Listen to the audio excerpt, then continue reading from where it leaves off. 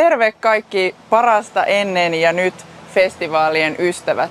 Minä olen Pirre Seppänen, Lieksan kaupunginjohtaja ja haluan toivottaa kaikki erilaisen musiikin ystävät tänne Lieksaan kesällä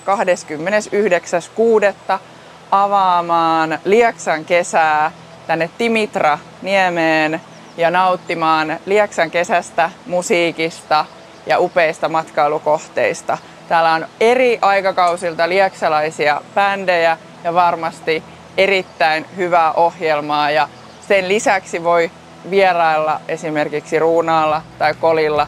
Ja Lieksassa löytyy varmasti kaikille kaikkea, mutta erityisesti kiitos lieksalaisille bändeille ajalta ennen ja nyt ja yrittäjille, että ollaan saatu tämä festivaali edelleen tänne jo 11. kertaa.